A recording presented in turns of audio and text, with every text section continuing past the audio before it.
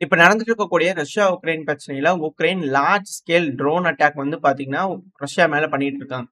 அதுவும் இப்ப ரஷ்யாவோட பகுதிகள், மாஸ்கோவோட கேப்பிட்டல் இருக்கு இல்லையா? ஸோ அத ரீச் பண்றதுக்கு உக்ரைனுக்கு வந்து பாத்தீங்கன்னா, ஒரு 300 கிலோமீட்டர்லேருந்து 400 கிலோமீட்டருக்குள்ள தான் இருக்கு. ஸோ இப்போ ரஷ்ய அதிபரான விளாடிமிர் புட்டின் அவர்கள் வந்து பாத்தீங்கன்னா, பஃபர் ஜோன் அமைக்கலாம் அப்படின்னு கூட சொல்லிக்கிறாங்க. ஸோ பஃபர் ஜோன் அப்படின்னா எந்த பகுதியில, எந்த அளவுக்கு அப்படிங்கிறதெல்லாம் அவர் மென்ஷன் பண்ணல. மேபி இந்த செர்னிகிவ், சுமி, கர்கிவ். ஸோ இந்த பகுதிகள் தான் ரஷ்யாவோட பார்டர்ல இருக்கு. ஸோ இந்த ஒப்லாஸ்ட்டுக்குள்ள வந்து பாத்தீங்கன்னா, பஃபர் ஜோன் அமைக்கிறாங்க அப்படின்னா, குறைஞ்சது 100 கிலோமீட்டர்லேருந்து 200 கிலோமீட்டர் பின்தங்கி போயிருவாங்க. ஸோ அட்டாக் பண்ணணும் ரஷ்யாவோட கேபிட்டலான மாஸ்கோ, உக்ரைன் அட்டாக் பண்ணணும்னு நினைச்சாங்கன்னா, ஒரு 400, 500 கிலோமீட்டர் கிட்ட ட்ரோன்கள் வந்து பாத்தீங்கன்னா, டிராவல் பண்ணி போற மாரி இருக்கும். ஸோ எவ்வளவு தூரம் ட்ரோன்கள் டிராவல் பண்ணி போகுதோ, அவ்வளவு வாய்ப்புகள் அத டவுன் பண்றதுக்கு ரஷ்யாவுக்கு கிடைக்கும். ஸோ இந்த காரணத்தினால வந்து பாத்தீங்கன்னா, ஒரு பஃபர் ஜோன் ஆப்பரேஷன் கூடிய சீக்கிரத்துல ஆரம்பிக்குமா அப்படின்ற கேள்விகள் இருக்கு. ஸோ இப்படி இருக்கும் சூழ்நிலையில ஒரு லார்ஜ் ஸ்கேல் அட்டாக் உக்ரைன் தரப்பு வந்து பண்ணியிருந்தாங்க இல்லையா? ஸோ அதுக்கு கவுண்டர் கொடுக்கும் விதமா ரஷ்யா வந்து பாத்தீங்கன்னா, லார்ஜ் ஸ்கேல் அட்டாக் பண்ண ஆரம்பிச்சுட்டாங்க. 23 சாயங்காலத்துல இருந்து 24ஆம் தேதி அதிகாலை வரைக்கும் உக்ரைனோட நேரப்படி வேவா மொத்தம் 250 ட்ரோன்கள் கிட்ட ஏவி விட்டுருக்காங்க. 14 மிசைல்கள் கிட்ட ரஷ்ய தரப்பு வந்து ஏவி விட்டுருக்காங்க. ஸோ இந்த தாக்குதல்னால ஒடசாவா இருக்கட்டும், பல பகுதிகள் பாதிப்படைஞ்சிருக்கு. அதுவும் உக்ரைனோட கேபிட்டலான கீவ்லயும் பாதிப்படைஞ்சிருக்கு. சிவிலியன்ஸ்லாம் காயமடைஞ்சிருக்காங்க அப்படின்ற குற்றச்சாட்டுகள் உக்ரைன் தரப்புலருந்து வந்துகிட்டு இருக்கு. ஸோ லார்ஜ் ஸ்கேல் அட்டாக் அப்படிங்கிறது வந்து பாத்தீங்கன்னா, ரஷ்யா உக்ரைனுக்குள்ளேயும் பண்றாங்க, உக்ரைன் ரஷ்யாக்குள்ளேயும் பண்றாங்க. பட் ஆனா இழப்புகள் என்ன கிடைக்குது அப்படிங்கிறதே இதுல இருக்கக்கூடிய விஷயம். உக்ரைன் வந்து பாத்தீங்கன்னா, சமீப காலமா நடக்கக்கூடிய தாக்குதல்ல இந்த பெலிஸ்டிக் மிசைல் ட்ரோன் தாக்குதல்ல பேட்ரியட் ஆர்டிஃபிஷியல் சிஸ்டம் பேட்டரிஸ இழந்தாங்க. சில பல முக்கியமான ஆயுத கடன்கள்ல இழந்திருக்கிறாங்க. இதே ரஷ்யாக்குள்ள ஏவி விட்டதுனால எக்கனாமிக்கல் ரீதியா ரஷ்யாவுக்கு கொஞ்சம் பின்னடைவு ஏற்பட்டிருக்கு. 2வது ஏர்போர்ட்ஸ்லாம் க்ளோஸ் ஆயிருக்கு. 3வது ரஷ்யாவோட கேபிட்டலே ரீச் பண்ணிக்கிறாங்க. உக்ரைனோட ட்ரோன்கள் யூஸ் பண்ணி தாக்கியிருக்காங்க. ஸோ இது எல்லாமே ரஷ்யாவுக்கு கொஞ்சம் சிக்கலா இருந்தாலும் இதெல்லாம் ரெக்கவரபிள் லாஸஸ். ஆனா உக்ரைன் கிட்ட இருக்கிறது இர்ரெக்கவரபிள் லாஸஸ். ஸோ இழப்புகள் உக்ரைனுக்கு அதிக அளவுல ஏற்பட்டுக்கிட்டு இருக்கு அப்படிங்கிற மாற்று கருத்துல. ஸோ இப்படி இருக்கும் சமயம் தான் பேச்சுவார்த்தை. இப்போ பேச்சுவார்த்தை அப்படிங்கிறதோட கேட்டோம் அப்படின்னா, லேவ்ரோ அவர்கள் தரப்புல என்ன சொல்லிக்கிறாங்கன்னா, அதாவதுங்க இந்த மெமராண்டம்லாம் குடுக்கறது இந்த பிரிசனர் எக்ஸ்சேஞ்ச் நடந்துட்டு இருக்கு இல்லையா?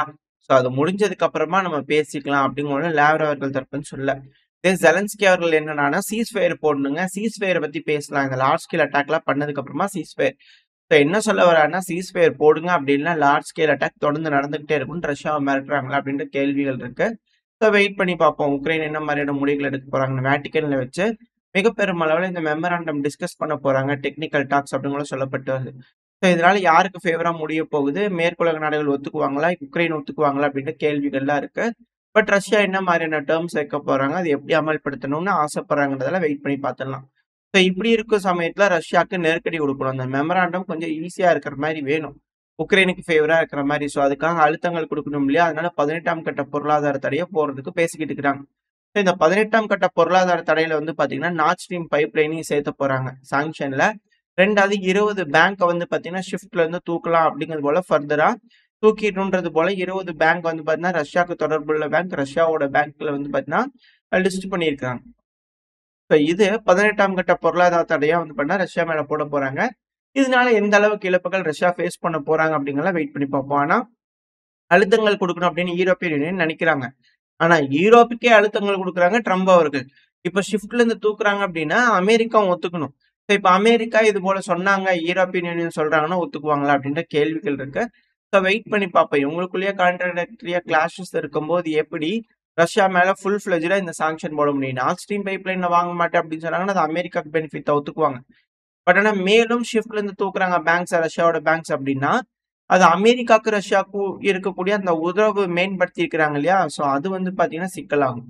ஸோ இதுக்கு அமெரிக்கா ஒத்துக்குவாங்களா? அதெல்லாம் நடக்குமா? அப்படின்ற கேள்விகள் இருக்கு. பட் ஆனா அழுத்தங்கள் ரஷ்யா கொடுக்கணும் அப்படிங்கிறது போல யூரோப்பியன் யூனியன் நினைச்சுக்கிறாங்க. என்ன நடக்க போன்றது பாத்துறேன் இந்த பேச்சுவார்த்தையை பொறுத்த வரைக்கும். ஆனா இப்ப பிரசிடென்ஷியல் கேண்டிடேட் போலாண்டோட பிரசிடென்ஷியல் கேண்டிடேட்ல வந்து பாத்தீங்கன்னா, நான் ஜெயிச்சிட்டேன் அப்படின்னா, இப்ப கரண்டா இருக்கிறவங்க இல்ல, எதிரா இருக்கிறவங்க. நான் ஜெயிச்சிட்டேன் அப்படின்னா, எனக்கு ஓட்டு போட்டீங்க அப்படின்னா, உக்ரைனை நேட்டோல சேர்த்து விடாம நானும் சேர்ந்து தடை விதிப்பேன் அப்படிங்கிறது போல போலாந்து தரப்புன்னு சொல்ல அதிபர். இதுக்கு பிரைம் மினிஸ்டர் டொனால்ட் டஸ்க் அவர் என்ன சொல்லிக்கிறாங்கன்னு, இது தேச துரோகங்க. துரோகம் பண்றீங்க. இப்படிலாம் நீங்க பேசவே கூடாது அப்படிங்கிற போல அவங்க தரப்பு இருந்து கண்டனங்கள் வந்திருக்கு. எது எப்படியோ அவங்கவங்களுக்கு அவங்கவங்க கருத்துக்கள் இருக்கு. மக்கள் முன்னாடி சில விஷயங்கள் சொல்லி அவங்க டேரிங்கா ஓட்டு கேட்கறாங்க. உக்ரைனுக்கு உதவணும் அப்படின்னு அங்க இருக்கக்கூடிய மக்கள் நினைச்சாங்கன்னா, அவரு ஓட் போட மாட்டாங்களா? இது ஓப்பனா தானே பேசுறாரு. இதுல என்ன இருக்கு? அப்படிங்கிற கேள்விகள் இருக்கு. ஆனா யூரோப்பியன் யூனியன்ல யாரெல்லாம் உக்ரைனுக்கு எதிரா பேசுறாங்களோ, அவங்களுக்குல்லாம் ஓட்டுகள் கிடைச்சிருது. கிடைச்சதுக்கு அப்புறமா ஜெயிச்சு வந்து உட்கார்ந்ததுக்கு அப்புறமா உக்ரைனுக்கு ஆதரவு குடுப்பேன் அப்படிங்கிறது போல, இந்த ஸ்டார்மர் அவர்கள் செஞ்சார் இல்லையா? ஸோ அதுபோல பல நாடுகளோட தலைவர்கள் செஞ்சுட்டு இருக்காங்க.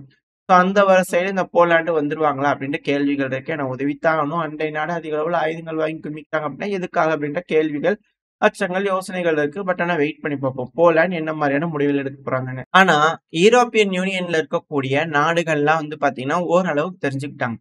எப்போ 2 மணி நேரம் சமீபத்தில ட்ரம்ப் அவர்கள், புட்டின் அவர்கள் பேசினாங்க இல்லையா? பேசி முடிச்சுட்டு உறவுகள மேம்படுத்தலாம் அப்படிங்கிறது போல இந்த எக்கனாமிக் ரீதியா பேசிட்டாங்களோ, அப்பவே உக்ரைன கை கழுவி விட போறாங்க அப்படிங்கிறது தெளிவா தெரிஞ்சுச்சுன்னு பல நாடுகளுக்கு இப்ப அமெரிக்கா மேல நம்பிக்கை போயிருச்சு. ஸோ அதுக்கு ஏத்தபடி தான் நடந்துகிட்டு இருக்கு. இது நம்ம முன்னாடியே சொன்ன, கணிச்ச ஒரு விஷயங்கள் தான். வெயிட் பண்ணி பார்ப்போம். அமெரிக்கா நம்ம எதிர்பார்த்தபடியே இந்த பிரச்சனையிலிருந்து விலகி நிக்க போறாங்களா? இல்ல இறங்கி செய்ய போறாங்களா? என்ன நடக்க போகுதுன்னுலாம் பார்த்துடலாம். அடுத்தது ஜேடி வான்ஸ் அவர்கள், அமெரிக்காவோட துணை அதிபர். இத்தன நம்ம சொல்லிட்டு இருந்தோம். வர்த்தகம், வர்த்தகம். ரஷ்யாவுக்கு வந்து பார்த்தீங்கன்னா, வர்த்தகம் ரொம்ப முக்கியம். அவங்க நேவல் பவர் வந்து சூப்பர் பவர் ஆயிருவாங்க. நேவலி சூப்பர் பவர் ஆனாங்கன்னா, ரஷ்யாவ யாராலயும் கட்டுப்படுத்த முடியாது. உலகத்தோட வர்த்தகம் ரஷ்யாவோட கட்டுப்பாட்டுக்குள்ள வந்துரும் அப்படிங்கலாம் சொல்லிட்டு இருந்தோம் இல்லையா? இப்ப ஜேடி வான்ஸ் அவர்களே வந்து பார்த்தீங்கன்னா, ஓப்பனா பேச ஆரம்பிச்சுக்கிறாரு. அதாவது இதுக்கப்புறம் அ அ எந்த ஒரு எதிர்ப்புமே இல்லாம, எந்த ஒரு போட்டியுமே இல்லாம அன்கண்டிஷனலா ஆ நம்ம தான் வந்து பார்த்தீங்கன்னா, நேவல் சூப்பர் பவரா இருந்து இந்த குளோபல்ல, இப்ப அதுக்கு பிரச்சனை கொடுக்கும் வகையில, போட்டி போடும் வகையில, போட்டியின்றி நம்பர் 1 இருந்தது வந்து பார்த்தீங்கன்னா, அமெரிக்காவா இருந்துட்டு இருந்துச்சு. ஆனா இதுக்கு மேல அப்படி கிடையாது. ரஷ்யாவும், சைனாவும் ஒரு சீரியஸ் த்ரெட்டா வந்துகிட்டு இருக்காங்க அப்படிங்கிறது போல ஜேடி வான்ஸ் அவர்கள் தரப்புன்னு சொல்லிக்கிறாங்க. அதுக்கான காரணம் அதிக அளவுல கப்பல்கள தயாரிக்கிறது. 2வது ரஷ்யாவும் கப்பல்கள தயாரிக்க ஆரம்பிச்சுட்டாங்கன்னா, வர்த்தகம் அவங்க கட்டுப்பாட்டுக்குள்ள வர ஆரம்பிச்சுருச்சுன்னா, ரொம்ப சிக்கலாயிரும் மேற்குக்கு. ஏன்னா, அவங்களோட பொருட்கள் உற்பத்தி பண்றாங்க, நாடுகள் அவங்களோட இணக்கமா போறாங்க அப்படிங்கும்போது, அவங்களோட வர்த்தகத்த யாராலயும் ஸ்டாப் பண்ண முடியாது. அப்படி ஸ்டாப் பண்ணல அப்படின்னாலே, அவங்க எக்கனாமிக்கலி வளர்ச்சி அடைஞ்சு போயிட்டே இருப்பாங்க. மேற்கு வந்து பார்த்தீங்கன்னா, தேய்ஞ்சுக்கிட்டே இருக்கும். இந்த ஒரு காரணத்தினால தான் ரஷ்யா வந்து பார்த்தீங்கன்னா, நேவலி பில்டு பண்ணிறக்கூடாது. நேவல் சூப்பர் பவர் ஆயிறக்கூடாது அப்படிங்கிறதுல எல்லா நாடுகளும் கங்கணம் கட்டிட்டு இருக்கிறாங்க. மேற்கு ஆதரவா இருக்கக்கூடிய நாடுகள். ஸோ அதுக்கு இணங்க நடக்க போதா? இல்ல என்ன நடக்க போதுன்னுலாம் பார்த்துடலாம்.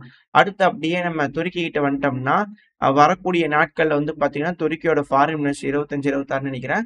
ஸோ ரஷ்யாவுக்கு வந்து பார்த்தீங்கன்னா, இருந்துச்சுன்னா செய்தி அட்டாச் பண்ணேன். ரஷ்யாவுக்கு வந்து பார்த்தீங்கன்னா போப்போறாரு. ரஷ்யாவுக்கு போப்போறாரு. ஸோ இதுல இருக்கக்கூடிய மிக முக்கியமான விஷயம் என்னன்னா, சிரியாவ பத்தி பேசுறதுக்காக. ஏன்னா சிரியால இருக்கக்கூடிய ரஷ்யாவோட ஏர் பேஸ் அப்புறம் போர்ட். இந்த 2யும் வந்து பண்ணா கூடிய சீக்கிரத்துல இவாக்குவேட் பண்ண சொன்னாலும் ஆச்சரியப்படுறதுக்கு இல்ல. ஏன்னா சிரியா வந்து பார்த்தீங்கன்னா, சமீபத்துல யுஏஇ கூட வந்து பண்ண ஒரு டீல போட்டிருந்தாங்க. இருந்துச்சுன்னா அந்த செய்திய நான் அட்டாச் பண்றேன். பட் ஆனா 800 மில்லியன் நெனைக்கிறேன். ஸோ ஒரு டீல வந்து பார்த்தீங்கன்னா போட்டிருந்தாங்க. ஒரு வேளை இதெல்லாம் இருக்கும் பட்சத்துல, ஏன்னா அமெரிக்காவோட ரொம்ப இணக்கமா போறாங்க. அது எப்படி நம்ம தெரிஞ்சுக்கலாம்னா, அமெரிக்கா வந்து இப்ப சாங்ஷன்ஸ அடுத்த சில நாட்களுக்கு வந்து பார்த்தீங்கன்னா, ஸ்டாப் பண்ணி வைக்கிறோம். சிரியா மேல போடப்பட்ட சாங்ஷன்ஸ் அப்படின்னு கூட சொல்றாங்க. ஸோ இப்படி இருக்கும் சூழ்நிலையில துருக்கியில இருந்து வந்து பார்த்தீங்கன்னா, ஃபாரின் மினிஸ்டர் ரஷ்யாவுக்கு போறாங்க அப்படின்னா, பேசி கன்வின்ஸ் பண்ணி போர்ட்ட காலி பண்ண வைக்கிறதுக்கான வேலைகள் இருக்குதான். நடக்கலாம் அப்படின்னு சொல்லப்பட்டது. அது மட்டும் இல்லாம இந்த ஏர் பேஸ்ல வந்து பார்த்தீங்கன்னா, கமேன்கினி ஏர் பேஸ் இருக்கு இல்லையா?